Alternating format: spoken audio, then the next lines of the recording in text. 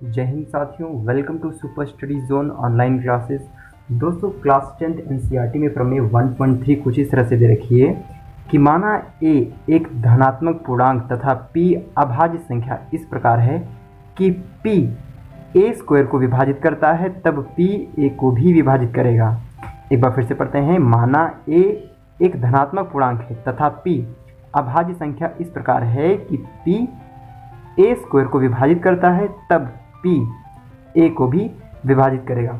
दोस्तों, इस video lecture में हम इस प्रमेय पर आधारित प्रश्नों को हल करेंगे और इस प्रमेय की प्रूफिंग मैंने पिछले वीडियो लेक्चर में बताई थी।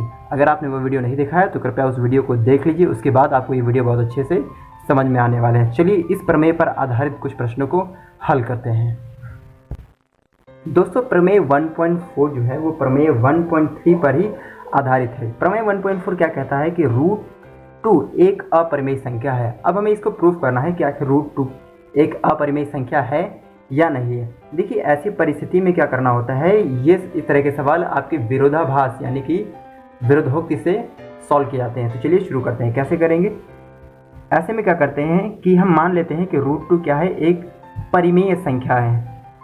क्या लिखेंगे? माना √2 एक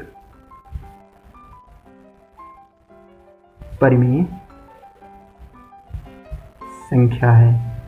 अब अगर √2 एक परिमेय संख्या है तो इसे हम p/q के फॉर्म में लिख सकते हैं, या फिर यूँ कहें कि हम इसे a/b के फॉर्म में लिख सकते हैं।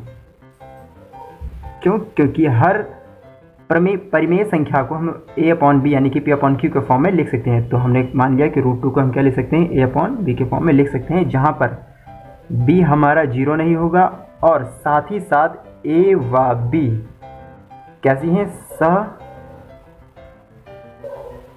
अभाज्य पूर्णांक हैं। अभाज्य पूर्णांक का मतलब होता है कि a व b का अगर हम HCF निकालें तो वो क्या आना चाहिए, 1 आना चाहिए। ठीक है, चलिए अब हम इस प्रश्न में आगे बढ़ते हैं। हम क्या करते हैं, इन पक्षों में पक्षांतर कर लेते हैं, अर्थात इसको इधर कर लेते हैं।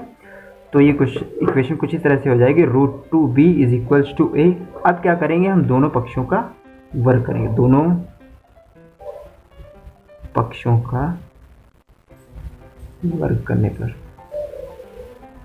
क्या होगा, देखिए दोस्तों, √2 का स्क्वायर कितना हो जाता है, 2, एंड b का b² क्या हो जाएगा, a²। देखिए, अब अगर आपने प्रमेय 1.3 पढ़ी होगी तो उसमें लिखा होता है कि एक कोई धनात्मक संख्या इस प्रकार है कि p a² को यदि पूर्णतः विभाजित करता है तो वह a को भी पूर्णतः विभाजित करता है। इसका मतलब ये हुआ कि अगर ये दो a² को पूर्णतः विभाजित करता है तो मतलब ये दो a को भी पूर्णतः विभाजित करेगा। ध्यान से समझिए, अगर यह दो, जैसे प्रमेय में हमने p लिया था प्रमेय 1.3 में, अब यहाँ पर क्या है, दो, ये दो अगर a² को विभाजित करता है तो ये दो a को भी पूर्णतः विभाजित करेगा। चलिए आगे बढ़ते हैं, इसे हम इक्वेशन 1 मान लेते हैं। अब अगर भाई दो a² को पूर्णतः विभाजित करता है और a को भी पूर्णतः विभाजित करता है, अर्थात हम क्या कह सकते हैं, दो a का अभाज्य गुणनखंड है। अभाज्य गुणनखंड है। चलिए अब क्या करते हैं, अब हम मानेंगे कि a की वैल्यू क्या है, कुछ और मान लेते हैं। माना a = 2c मान लेते हैं। क्यों भैया? क्योंकि हमने a को 2c इसलिए माना कि a अगर भाज्य संख्या है, मतलब उसको हम इस फॉर्म में ले सकते, दो कोई संख्या है जो a² को पूर्णतः विभाजित करती है, यानी कि a किस प्रकार की होगी, 2c के प्रकार की। a किस प्रकार की होगी, 2c के प्रकार की। a अगर 2c के प्रकार की है तभी ये 2 क्या करेगा, इसको काट सकेगा। अब क्या करते हैं, अब इस वाले मान को इक्वेशन नंबर 1 में रखते हैं। तो समीकरण 1 से क्या मिलेगा, लिखा है 2b² = 2c, a की जगह हमने 2c को रखा। अब देखिए हमें क्या मिलेगा, 2b² = 4c², ये ऐसे कट हो जाएगा, बचेगा 2, तो क्या बचेगा, b² = 2c²।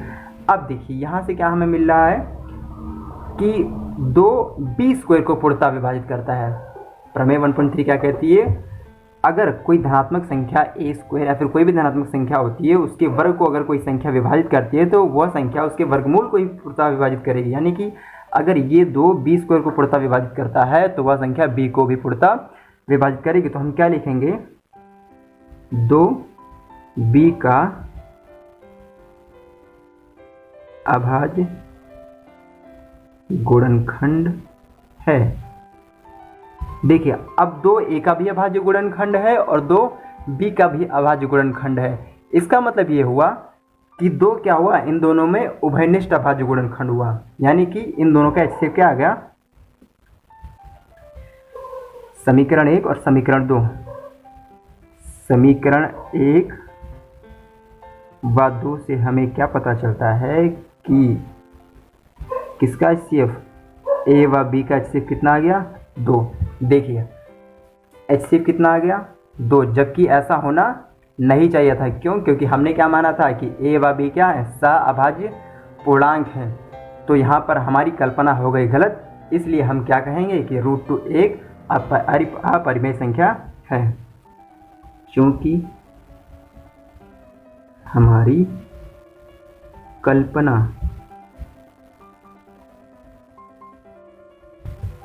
असत्य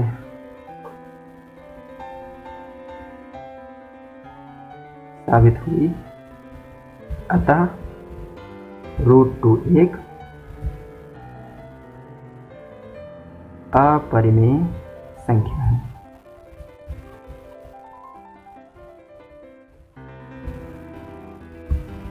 ओके, आई होप आपको ये प्रमेय बहुत अच्छे से समझ में आई होगी।